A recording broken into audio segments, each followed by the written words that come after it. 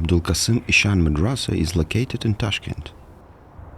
Construction began with a building called the Hanaka, which housed the hair of the Prophet Muhammad. During the reconstruction in the mid-19th century, the first floor was built and the main facade was rebuilt.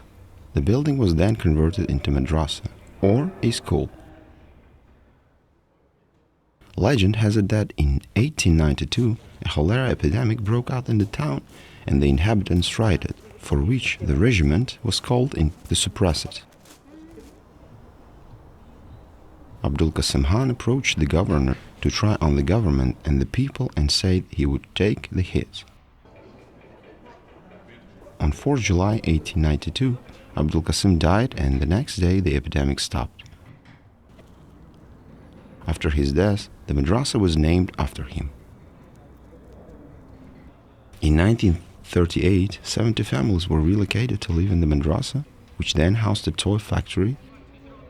It was only after the restoration in 1984 that it was decided to open a school for artisans and turned into a museum of applied arts.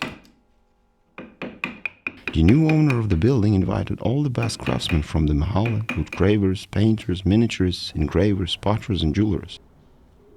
They set up their workshops here and started teaching their children and anyone who wished to do so.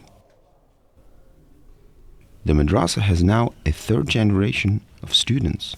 Sons who were trained by their fathers are now training their grandchildren.